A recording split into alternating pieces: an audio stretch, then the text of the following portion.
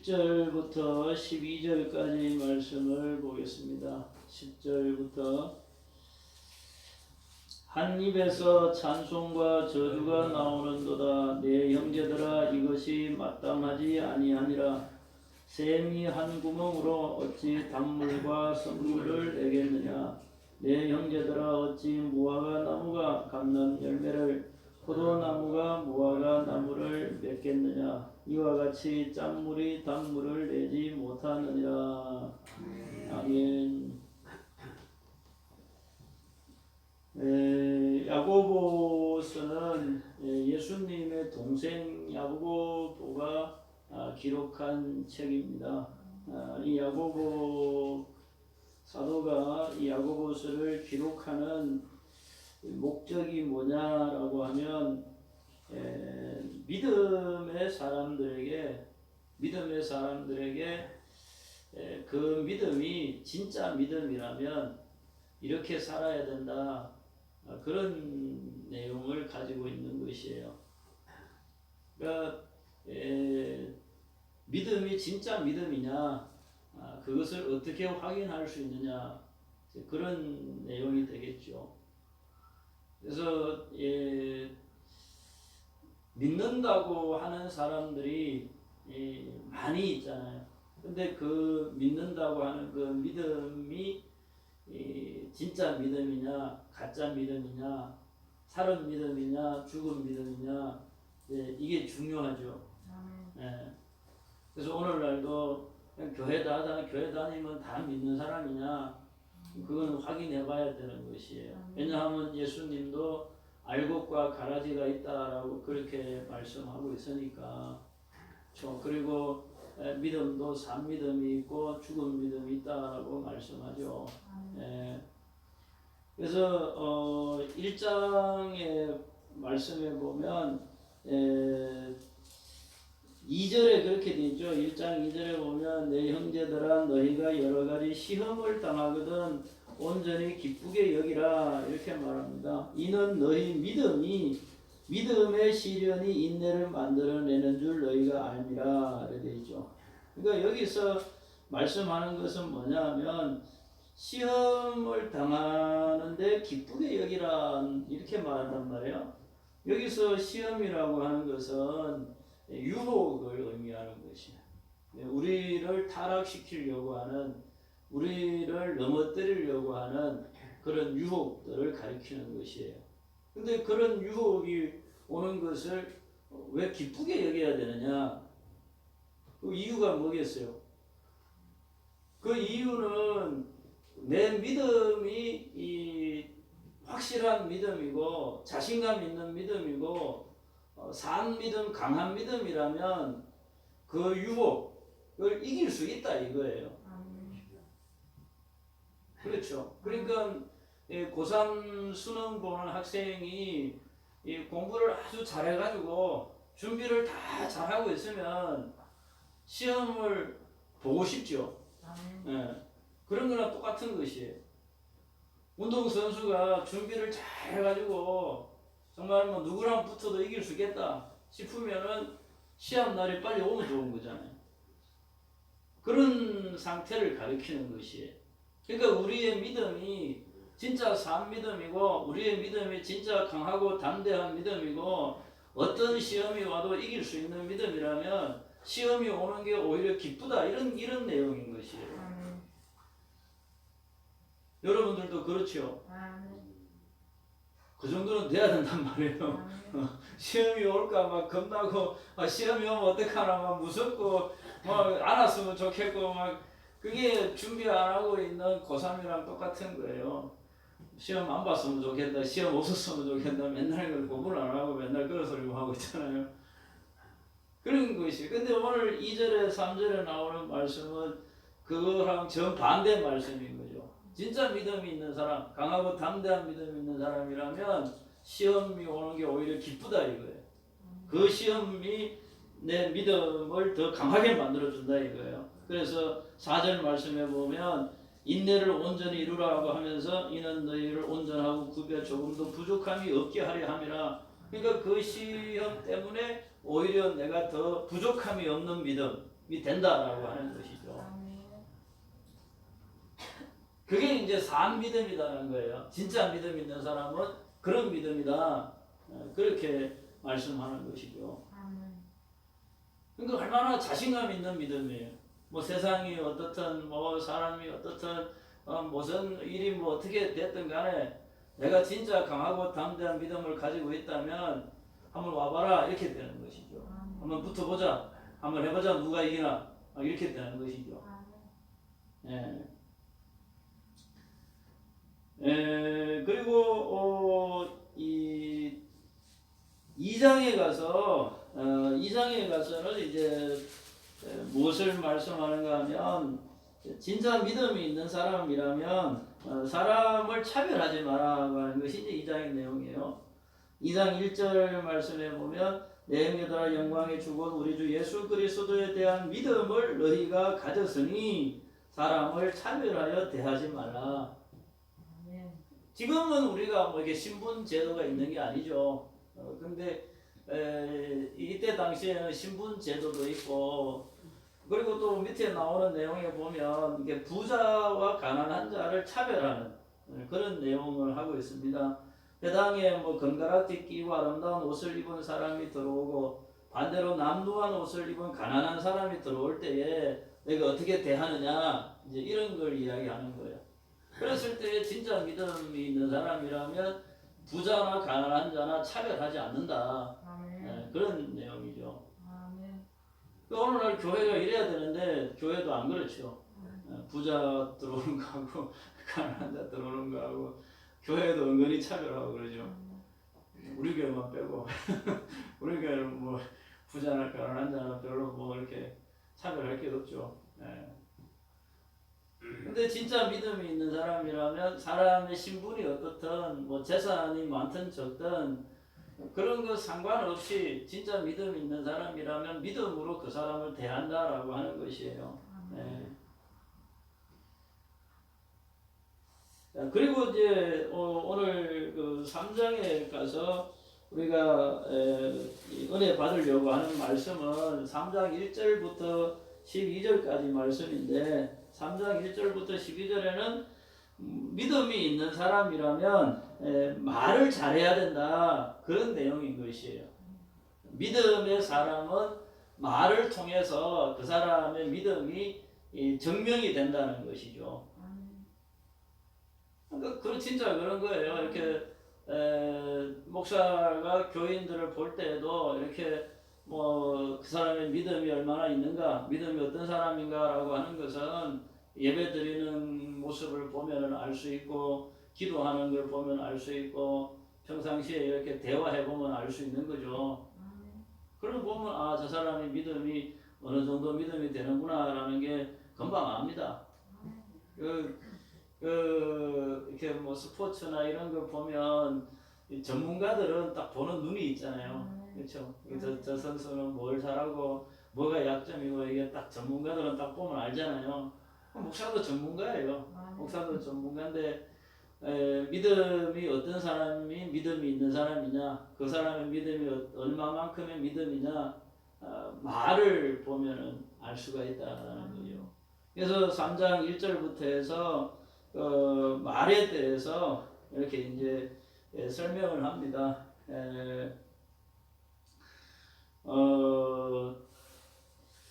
3장 2절에 보면 우리가 다 실수가 많으니 만일 말에 실수가 없는 자라면 곧 온전한 사람이라 그렇게 말하죠. 말에 실수가 없는 사람. 그러니까 믿음의 사람은 말에 실수가 점점 없어지는 것이에요. 그리고 말이라고 하는 것에 대해서 3절, 4절 이렇게 이제 말이 어떤 역할을 하는가라는 것을 이제 비유로 설명을 합니다. 3절에 보면 우리가 말들의 입에 재갈 물리는 것은 말들이죠. 그러니까 말이 크잖아요. 근데 그 입에 재갈을 물린다 이거. 왜 재갈을 물리느냐? 순종시키려고 재갈을 물린다 이거예요. 그리고 4절은 배가 크잖아요. 배가 큰데 그 큰 배를 무엇이 움직입니까? 작은 키. 그죠? 4절 중간에 보면 지극히 작은 키로서 사공의 뜻대로 운행한다 이거예요. 그렇죠. 말은 재갈을 물려서 말을 움직이고 배는 그 작은 키를 가지고 배 전체를 움직이는 거 아니냐 이거예요. 5절에 이와 같이 혀도 작은 지체로 돼 이렇게 혀, 그 사람을 움직이는 것도 뭐라는 거예요? 혀, 말, 그 혀, 말이 사람을 움직인다 이렇게 말하는 것이에요. 그리고 5절에 여기 작은 지체로 돼 큰 것을 자랑하도다 이렇게 말씀되어 있는데 이건 무슨 뜻이냐 하면 혀는 작은 지체지만 큰 해를 일으킨다 그런 의미예요. 큰 해를 일으킨다 이거. 그래서 보라 얼마나 작은 불이 얼마나 많은 나무를 태우는가. 꼭 불씨와 같다는 거죠. 말이라고 하는 것, 혀라고 하는 것이 불씨와 같아서 작은 말 한마디가 큰 일을 일으킨다 이렇게 되는 것이에요. 그러니까 불씨 하나가 화재가 나서 다 태우는 것처럼 말이 꼭 그런 것이다 그런 내용이죠. 그래서 6절에 보면 혀는 곧 불이요 불의의 세계라. 혀가 불이다 이거예요. 예. 그래서 이렇게 7절에는 여러 종류의 짐승과 새와 벌레와 바다의 생물은 다 사람이 길들일 수 있고 길들여 왔다. 이 짐승이나 새나 벌레까지도 사람이 길들일 수 있다. 근데 8절에 혀는 능히 길들일 사람이 없나니 쉬지 아니하는 악이요 죽이는 독이 가득한 것이라. 혀를 길들일 사람이 없다. 그러니까 혀가 얼마나 이게 예리하고 길들이기 어려운지 그렇게 비유로 설명을 하고 있는 것이에요. 근데 이제 하나님의 사람, 믿음의 사람이라면 어떠해야 되느냐? 이제 그게 이제 오늘 읽은 10절의 말씀이죠. 한 입에서 찬송과 저주가 나오는도다. 내 형제들아 이것이 마땅하지 아니하니라. 한 입에서. 그러니까 진짜 믿는 사람이라면 그 한 입에서 어떻게 찬송과 저주가 같이 나오느냐? 찬송과 저주가 같이 나오는 것을 진짜 믿는 사람이라고 할 수 있느냐? 그런 말입니다. 진짜 믿음의 사람이라면 찬송이 늘 흘러 넘쳐야 되는 것이지 저주의 말, 악독의 말이 나와서는 되겠느냐? 그런 내용이에요.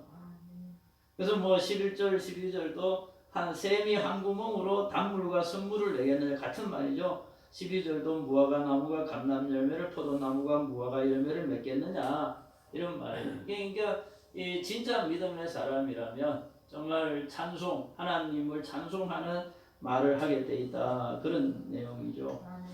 자 그리고 이제 4장에 가서도 4장 11절에도 보면 4장 11절에 형제들아 서로 비방하지 말라. 형제를 비방하는 자나 형제를 판단하는 자는 곧 율법을 비방하고 율법을 판단하는 것이라 이렇게.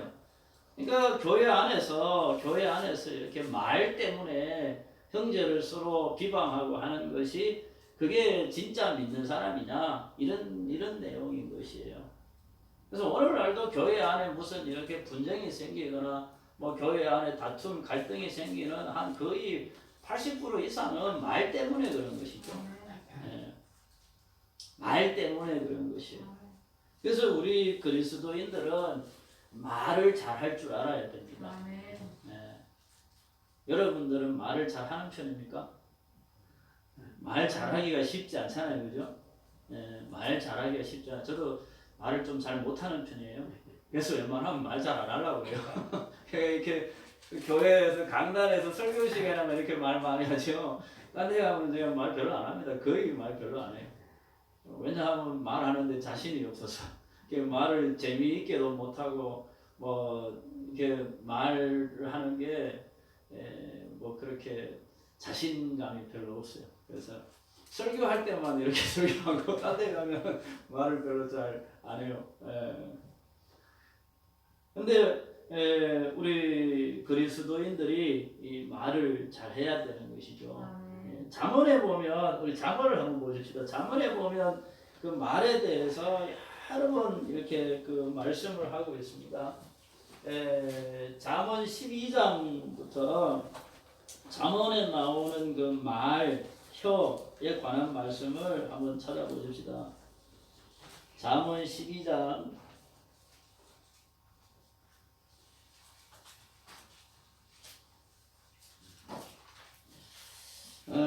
14 13절부터 봅니다. 12장 13절에 보면 악인은 입술의 허물로 말미암아 그물에 걸려도 의인은 환난에서 벗어나느니라 이렇게 말하죠. 그러니까 악인은 그물에 걸린다라고 하는 것은 이 불의를 행하게 된다 그런 말이에요. 악인은 입술로 불의를 행하게 되고 의인은 환난에서 벗어난다. 그리고 14절 사람은 입의 열매로 말미암아 복록에 족하며 그 손이 행하는 대로 자기가 받느니라 그렇게 말하죠. 그러니까 입의 열매, 입으로 어떤 말을 하느냐에 따라서 복록이 주어진다 이렇게 되는 것이에요. 그 밑에도 계속해서 말에 대해서 이렇게 하고 있습니다. 17절에도 보면 진리를 말하는 자는 의를 나타내어도 거짓 정의는 속이는 말을 하느니라. 진리를 말할 것이냐 거짓말을 할 것이냐 그런 것이죠. 또 18절에도 칼로 찌른같이 함부로 말하는 자가 있거니와 지혜로운 자의 혀는 양약과 같으니라. 함부로 말하는 자는 뭐와 같다는 거예요? 칼로 찌르는 것과 같다는 것이에요. 그러니까 자기가 뭐 말을 해놓고도 그게 다른 사람을 찌르는 말인지 생각도 안 하고 함부로 말한다는 것이에요. 근데 지혜로운 자는 그 말하는 것이 양약과 같다. 지혜로운 자의 혀는. 그러니까 말 한마디로 사람을 죽일 수도 있고 살릴 수도 있는 것이죠. 그러니까 말을 얼마나 잘해야 되겠어요. 19절 말씀도 진실한 입술은 영원히 보존되거니와 거짓 혀는 잠시 동안만 있을 뿐이니라. 진실은 영원하지만 거짓은 잠깐 있다 없어지는 것이라 그런 내용이죠. 자, 그리고 13장에도 보면 2절에 사람은 입의 열매로 인하여 복록을 누리거니와 그렇게 말하죠. 자, 그리고 3절에 가서도 입을 지키는 자는 자기의 생명을 보존하나 입술을 크게 벌리는 자에게는 멸망이 오느니라. 입을 잘 지키는 자는 생명을 보존한다. 입이 얼마나 중요하냐. 정말 생사가 걸린 것이죠. 15장을 보십시다. 15장 말씀 1절에서 4절까지 말씀해 보면 15장 유순한 대답은 분노를 쉬게 하여도 과격한 말은 노를 격동하느니라. 여러분들의 대답을 유순하게 해야 되겠습니까? 과격하게 해야 되겠습니까? 유순하게 해야 되겠죠. 그러니까 항상 말을 유순하게 하는 습관을 잘 들이세요. 말을 과격하게 하는 것은 좋지 못한 것이에요. 어떤 사람은 막 과격하게 하는 것을 무슨 자기가 막 똑똑한 줄로 알아요. 과격하게 말하는 것을 자기가 무슨 뭐 이렇게 힘이 있는 것처럼 뭐 그렇게 과시하는 줄로 알아요. 그렇지 않아요. 사람이 이렇게 막 과격하게 힘만 말하잖아요. 들을 때는 뭐 그냥 가만히 있어도요. 속으로는 다 뭐라 그래요? 저 왜 저러나. 그리고 돌아서 나올 때는 욕하죠. 지만 오는 줄 아나. 그러면서 특히 이렇게 막 모여가지고 회의하고 막 이럴 때 막 뭐 큰 소리 내고 막 이러잖아요. 특히 저 국회의원들 막 이런 사람들 막 TV에 막 지가 똑똑한 줄 알아요, 다들. 그러니까 막 그렇게 막 이러고 있죠. 그래 다들 저 듣는 사람들은 속으로 뭐라 그래요? 저 사람 왜 저러나 그러죠. 이 과격한 게 좋은 게 아니에요. 정말 논리 정연하게 조목조목 유순하게 그렇게 이야기하는 게 말을 잘하는 사람이지. 그 다음에 2절에도 그렇죠. 2절은 지혜 있는 자의 혀는 지식을 선히 베풀고 미련한 자의 입은 미련한 것을 쏟느니라. 그렇죠? 미련한 자는 말하는 게 다 내가 미련하다고 막 떠드는 거랑 똑같은 것이에요. 그러니까 미련한 사람은 자기가 떠드는 게 얼마나 미련한 줄도 모르고 떠드는 것이죠. 자, 4절 말씀 온순한 혀는 곧 생명나무이지만 패역한 혀는 마음을 상하게 하느니라. 온순한 혀는 생명나무다 이게. 그리고 16장도 봅니다. 16장 23절 24절을 봅니다. 16장 23절 지혜로운 자의 마음은 그의 입을 슬기롭게 하고 또 그의 입술에 지식을 더하느니라. 선한 말은 꿀송이 같아서 마음에 달고 뼈에 양약이 되느니라. 선한 말이 얼마나 좋으냐. 그러니까 과격한 말, 미련한 말 그런 거 할 게 아니라 거짓말 그런 거 할 게 아니고 우리는 선한 말을 늘 할 줄 알아야 되는 것이죠. 예. 마음에 달고 뼈에 양약이 된다. 얼마나 좋아요. 예. 그리고 17장도 봅니다. 17장 7절에 보면 지나친 말을 하는 것도 미련한 자에게 합당하지 아니하거든 하물며 거짓말을 하는 것이 존귀한 자에게 합당하겠느냐 이렇게 말합니다. 예. 그러니까 쉽게 말하면 미련한 사람에게서 어떻게 좋은 말이 나올 것이냐 이거예요. 미련한 사람에게서 좋은 말이 안 나오고 점잖은 사람, 정말 존귀한 자에게는 거짓말이 나올 수 없다. 그런 내용이에요. 진짜 믿음이 진짜 있는 사람이라면 거짓말을 할 수가 없다. 거짓말을 잘하는 사람은 믿음이 없는 사람인 것이에요. 그리고 18장도 봅니다. 18장 4절에 보면 명철한 사람의 입의 말은 깊은 물과 같고 지혜의 샘은 솟구쳐 흐르는 내와 같으니라. 이렇게 있죠. 명철한 사람의 입, 지혜의 샘, 그렇다는 것이에요. 그러니까 말하는 걸 보면 저 사람이 얼마나 명철한 사람인지 지혜 있는 사람인지 알 수가 있다는 것이죠. 자, 그리고 41절도 봅니다. 6절, 18장 6절 7절을 보면 18장 6절 7절에 미련한 자의 입술은 다툼을 일으키고 그의 입은 매를 자청하느니라. 미련한 자의 입은 그의 멸망이 되고 그의 입술은 그의 영혼의 그물이 되느니라. 미련한 자는 그렇다는 것이죠. 그리고 21절 죽고 사는 것이 혀의 힘에 달렸나니 혀를 쓰기 좋아하는 자는 혀의 열매를 먹으리라. 죽고 사는 것이 어디에 달렸어요? 혀에 달렸다 이거예요. 실제로 그렇죠. 우리 믿음도 한번 좀 보세요. 우리가 구원을 받는다라고 할 때 로마서에 보면 마음으로 입으로 시인하여 마음으로 믿고 입으로 시인하여 구원에 이르느니라 그렇게 말씀하잖아요. 그러니까 내가 입으로 시인하는 것이 무엇을 시인하느냐에 따라서 거기에 구원이 달린 거예요. 생명이 달린 거란 말이에요. 그러니까 예수 그리스도를 시인하는 사람과 예수 그리스도를 부인하느냐에 따라서 생명이 왔다 갔다 하는 거죠. 그러니까 말을 얼마나 잘해야 되겠어요. 예수 믿습니까? 라고 할 때에 우리는 어떻게 말해야 돼요? 예수 믿습니까? 라고 하면 우리는 언제든지 아멘 해야 되는 것이에요. 정말 하나님에 대해서, 말씀에 대해서, 복음에 대해서 언제 누가 어떻게 묻든 우리는 항상 아멘 할 수 있어야 되는 거죠. 그게 우리의 생명인 것이죠. 21장도 봅니다. 21장 23절에 보면 입과 혀를 지키는 자는 자기의 영혼을 환난에서 보존하느니라. 입과 혀를 지키는 것이 영혼을 보존하는 것이다. 이렇게 설명합니다. 그리고 28절에도 거짓 정의는 패망하려니와 확실히 들은 사람의 말은 힘이 있느니라. 거짓 정의, 거짓 정의는 가짜 믿음을 가리키는 것이죠. 가짜 믿음. 진짜 정의는 예수님께서 우리를 정인으로 불렀잖아요. 너희는 내 정인이다 이렇게 부른 거잖아요. 근데 예수님이 우리 정인으로 부를 때 그 정인은 예수님에 대해서 복음에 대해서 진짜 눈으로 보고 귀로 듣고 확인해서 믿는 것이 그게 진짜 믿음인 거죠. 근데 거짓 정인은 뭐예요? 자기가 믿음 없어요. 확신이 없습니다. 그런데 그렇다고 막 우기는 거죠. 그게 거짓 정인이에요. 근데 그건 패망하는 것이. 근데 들은 사람의 말은 힘이 있다 이거. 진짜 믿음이 있는 사람의 말, 그 사람이 전하는 복음은 힘이 있어요.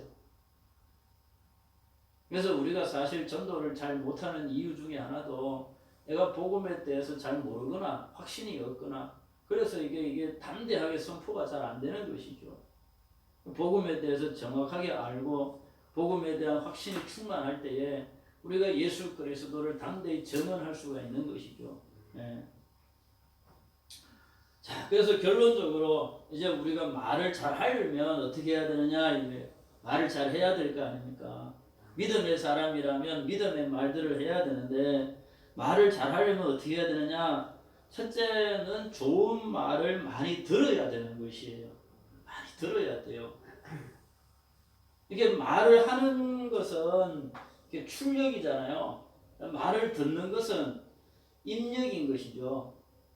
그러니까 출력이 되려면 먼저 입력이 돼야 출력이 되는 거잖아요.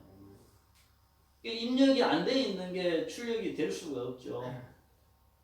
그래서 내가 말을 잘하기 위해서는 많이 좋은 말을 많이 들어야 그 말이 내가 나가게 되는 것이에요. 그래서 우리 집사님들이 이렇게 이제 대표 기도하는 거 이렇게 들으면은 참 어떤 때는 감사한 때가 많이 있습니다. 왜냐하면은 제가 설교한 것을 다 기억하고 그렇게 기도하는 것이 잘 느껴져서 그래요. 설교를 한 것을 이렇게 뭐 언제 했는 건지는 모르지만 어쨌든 그런 설교 내용들을 다 듣고 기억하고 있구나라는 것을 느낄 때가 많아요. 그러니까 뭐 적어도 10년씩 20년씩 이 교회에서 설교를 들었으니 그것이 기도할 때에 기도로 나오는 것이죠. 네. 그래서 우리가 좋은 말을 잘 할 수 있으려면 좋은 말들을 많이 들어야 좋은 말을 하게 되는 것입니다. 그래서 여러분들이 될 수만 있으면 하나님의 말씀을 자꾸 잘 들어야 되는 거예요. 왜냐하면 하나님의 말씀보다 더 좋은 말이 어디 있어요. 하나님의 말씀을 자꾸 잘 들어서 그게 여러분들의 귀에 자꾸 익어야 돼요. 그러면 그것이 입에 나오게 되는 것이에요. 예. 그리고 두 번째로는 말을 잘하려면 어떻게 해야 되냐라고 하면 때에 맞는 말을 해야 되는 것이죠. 잠언 15장 23절에 보면 때에 맞는 말이 얼마나 아름다운고 이렇게 되어 있습니다. 잠언 15장 23절에 보면 그러니까 우리가 말을 아무리 잘해도 때에 맞지 않는 말을 하면 저 사람 무슨 말을 하나, 저 사람은 왜 지금 저 말을 해서 그렇게 되죠. 근데 때에 맞는 말을 딱딱 적당히 하면 정말 지혜로운 것이죠. 그래서 때를 잘 살펴서 말할 수 있는 것이 말을 잘하는 비결이에요. 그래서 여러분들이 이렇게 잘 이렇게 그게 눈치고 그게 지혜고 그게 감각이죠. 이렇게 봐서 이렇게 말할 타임에 딱 그 말을 하는 거죠. 그 말할 타임을 놓치지 않는 것. 그 때에 맞는 말을 잘하는 사람이 지혜로운 사람입니다. 그 다음에 세 번째로는 말을 잘하려면 자초지종을 명확하게 알고 말해야 되는 것이에요. 뭔 내용인지 모르고 말하면은 그러면은 그게 이 거짓말이 될 수도 있고 말에 힘이 없습니다. 나도 모르는 거를 내가 뭐라고 이야기해요. 근데 어떤 내용이나 어떤 사건이나 어떤 사람이나 어떤 문제에 대해서 정확하게 분명하게 알아야 말할 수 있는 것이죠.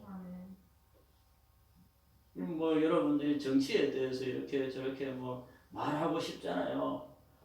근데 저는 그런 거 이제 말하기 싫어요. 왜냐하면 우리나라 정치 상황이라고 하는 게 너무 복잡하고 그리고 우리나라 정치 상황은 너무 많이 왜곡되어 있어요. 그리고 정보라고 하는 것이 뭐 SNS, 뭐 유튜브 온갖 여러 가지 뭐 이렇게 뉴스로 나오는 정보들이 굉장히 오염되어 있습니다. 정확하지 않은 내용들이 너무 많이 있어요.